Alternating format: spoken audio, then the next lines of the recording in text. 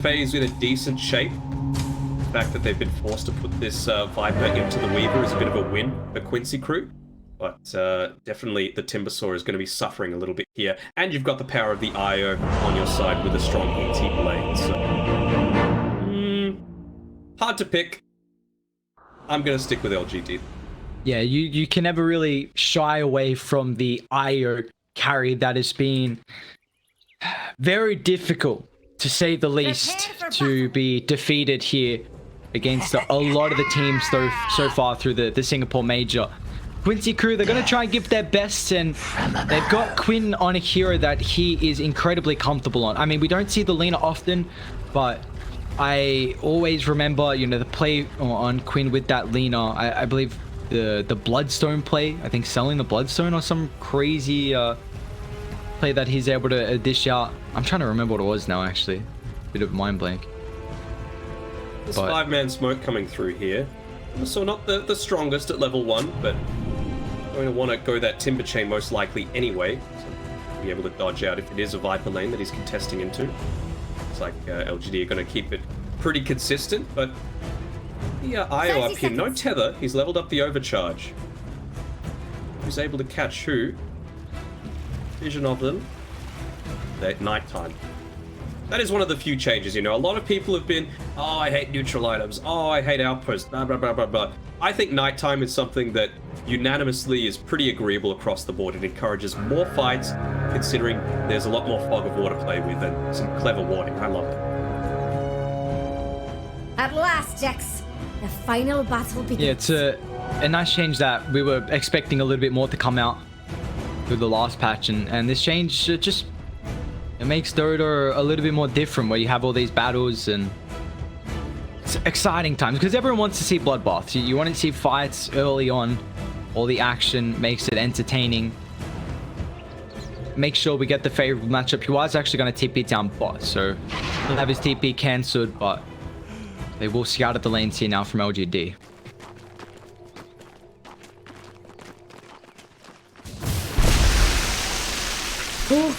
We know how be able to get rid of the Korean, really nice.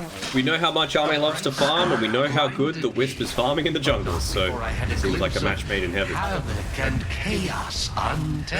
Again, hasn't gone the tether level 1, wanting that overcharge, be able to harass out a little bit. If Leslie gets a little bit too cocky, he's going to move forward and take a few whacks to the head. Wow. Yeah, this is when you have the big... He gets 2 couriers, Polo. Okay. Yeah, I mean, that's the benefit of this deep ward, and they're probably going to think that, you know, it's sitting up on the... between the tower and the small camp, but it's a deep with that smoke. It's going to get dewarded. How about this mid matchup though? Because again, these are heroes we don't see too often. Is there traditionally a one-sided matchup between the Wind Ranger and the Lina? I mean, the Lina's got the right-click advantage. You're able to shove out waves a lot more easily, the range on a lot of stuff, and I'd say super early on you've got a lot more kill potential. The reliability, honestly, both skill shots, right? So depend on the support rotations that are going to be coming through. So again, not just for starting team fights, but also the gank potential of Xingqiu as well as Paulson is going to be tested.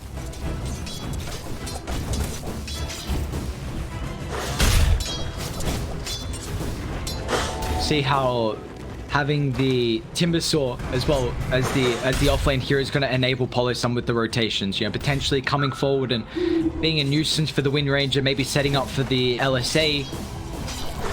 White Striker A, I should say, will be a nice way to get a quick kill on the Wind Ranger. See here, Leslie, he's been able to get up to level 3 at least, so while he was taking a good amount of hits from Y at the very start of the game, Polo just using that time to create a few stacks for his Lina, create a few stacks even for anyone on his team to farm. Gives him that level 3, not quite as vulnerable in the lane anymore.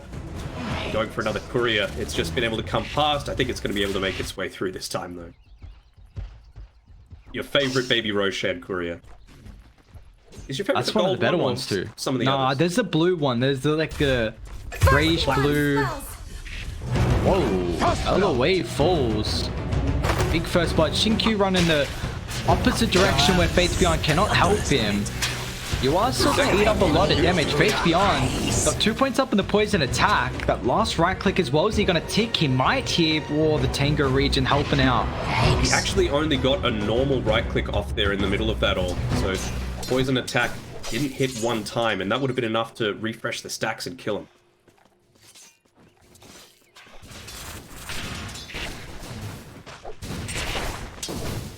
Lucy, though, regardless if the Viper's not against a melee matchup, still such an annoying hero to play in the lane. Faith Beyond absolutely loves this filthy green shell looking Viper. And I love turtles, you know? has been killed. You know, Finding Nemo? Great movie. Great movie. Scared me as a kid, though. Why? You know, the scene with, like, the little girl with the braces, and I don't even know her name or 100% remember the scene, but I was not having that. Yeah, I was not having that. She was hurting fishies, and I'm like, come on, man. I was young. I was real young. Probably in the bloom at that stage. I want to be here no more. She was creepy too. Like, that was a scary looking kid. I agree. Children are scary. That's something we can all agree on. You can see a rotation coming down here. Paulson, he's made the move down bot. They'll see him now, though, with that observer ward. But he's gonna get some distance. Shinkyu as well, great position. He's body blocking up, but it doesn't matter. Sam will give him some space. Trying to continue fighting, though. They might get a return kill because Shinkyu has got a lot of damage. And now the Disarm as well. Weaver's out of mana. Shinkyu continued there. They're going to get all 4 bounties here, I believe, from PSG.LGD, unless Quinn gets this one on the high ground. Can't go too deep, though. Jinkyu's coming. Nothing to say as well. No. Disarm. Laguna. Dragons. Even the magic stick, not enough to save him. Quinn just laughing away. I mean, he did get the bounty, but he's happy with the kill. Overall, it's a net gold win over to LGD, though. They get plus 60 gold across the entire team. Refill. They make an attempt. They are grouped. It's now leaving Arme solo, though, so you're giving Timber a pretty good start, which is pretty worrying, though, because the Lelis Timber against the strength here, and yeah, Arme, he really needs help. Finally, TP coming. Got Neo up here. Lelis still can continue chasing. Nice Echo Stomp. So Innocence is going to be right-clicking pretty heavily on Paulson. 2 more hits and he's done. Yeah, Wife, look at him go to work here. Even without the Irie that we see so often, just helping the ET smack heroes down. But meanwhile, Quinn's taking a fat stack away from PSG.LGD. That deep observer board, you see, it's helped the Lina grow to a strong last hit lead here. Nothing else really stacked up either, so that was a big portion of their net worth that they were going to hopefully use to snowball into that middle stage of the game once the IO picks up a few of those early items. Speaking of which, Dominator only about 600 gold away, so Arme still having a pretty good time. That is.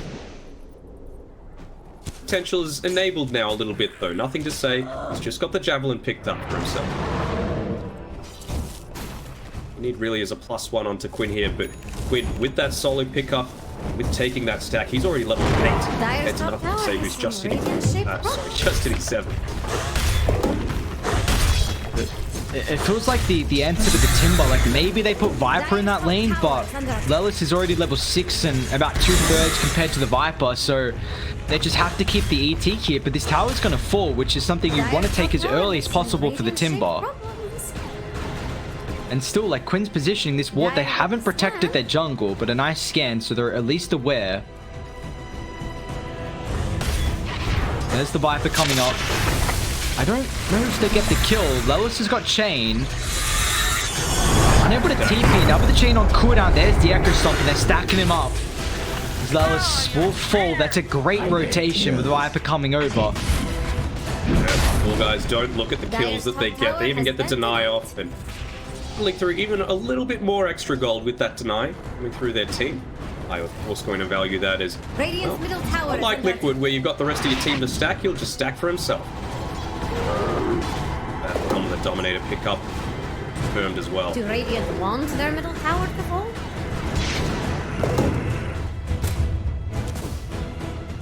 Well, making sure he waits until the very last creep goes down to get it delivered through to him. Ensures that you're using the maximum amount of your unreliable gold and not ticking into that reliable gold. If you did die, you're not actually losing anything in terms of progress to it. Here we go, we got the tomato alongside him. He's going to clap his cheeks and use the swiftness aura to be able to assist with taking this H. Arme's definitely going to need the space though at the moment this game. He's even got to have a little help with the swarms as well actually from Yuar. So thank you, brother. Well, I wouldn't be happy if the swarm takes a couple of his last hits. Looks like they would not. Top though, Quinn. They get the Echo Stomp, and now Quinn's ultra dead. Even the Power Shot doing a lot of damage from Nothing to Say. That's maxed out, and he's happy about getting that kill. And they're setting up on Yuar down bot, or maybe actually protecting Xin-Q. Yuar doesn't get enough health back in. Just the ball slaps him down, the bug. That's all you need to do. Slap him once, they're gone. Oh, I hear a relocate coming up towards the top side. He's going to connect through with Faith Beyond. Oh, wow. Doesn't even need to. Right clicks, thank you very much. Speed up my timings. Even try and get as many last hits as he can while he's up here. Gets Faith will still fall. It's just why, along with Xin-Q's Pangolier, so Lelis actually going to look to turn, but Nothing to Say is coming over. Nice Echo Stomp to the last right click. Why's got the damage, and they'll turn to deal with LOA as well. PSG.LGD looking incredibly strong in this early game. It's a 2,000 net worth lead, and they still got bounties to claim across the map as well. This is scary. IO farming, 2 kills, 0 deaths so far. With that Elder Titan, he is becoming a big threat in his own right. Magic Wand, he's got the movement speed from the Tranquil Boots. What else has he got coming out? Building into a lot of sustain. The raindrops, a little bit of extra speed from the Windlace. He is going to be a menace at chasing people down, bopping them on the head, the businessman.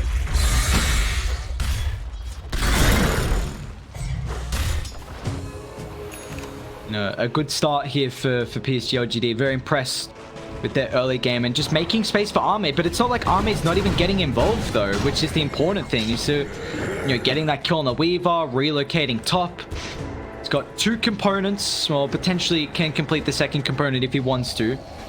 Meanwhile, we take a look at Yuar's farm. He's up there, 69 last hits, 2-to-1 count, along with the leaner for Quinn as well, getting a decent amount of farm. But it definitely feels like, Denog, when teams aren't able to pressure the IO, it's a big issue.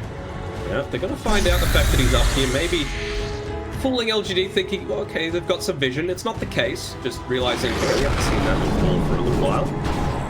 So we do have some good timings coming through here for Quincy. Just finished out the Yule Scepter for Quinn.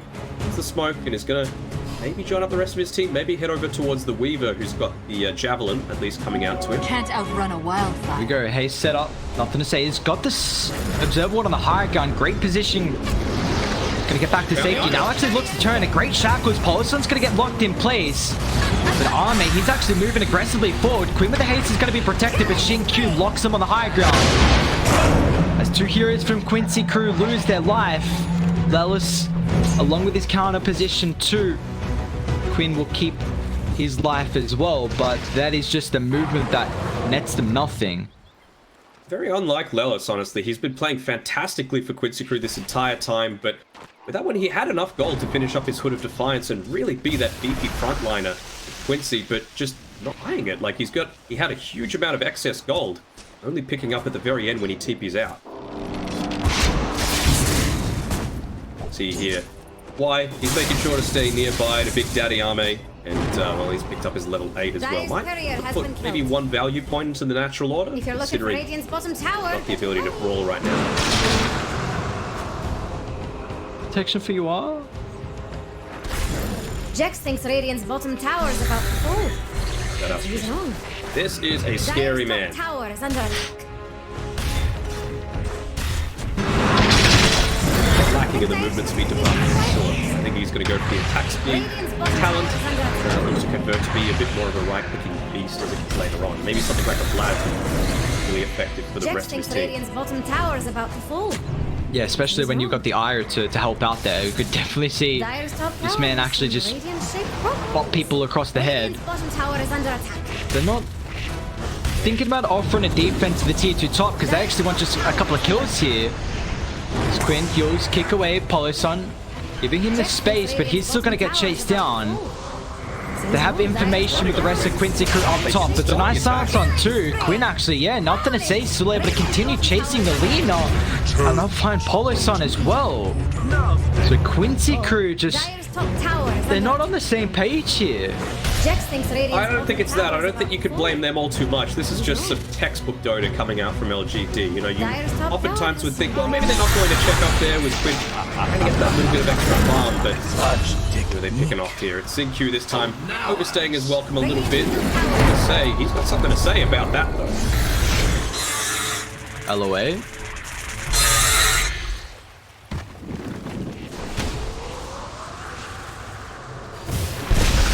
The presence of mind to make sure he's not right-clicking anyone else. He'd already used the Yule Scepter just prior on Quinn, so he wasn't able to actually get away. He was a sitting duck. And that's the weakness of Belina, right? You're really good in lane, you're really good at going for pickoffs, you've got that Yule Scepter, which is going to be effective against making sure the win run isn't a factor. But if you get caught, you are boned.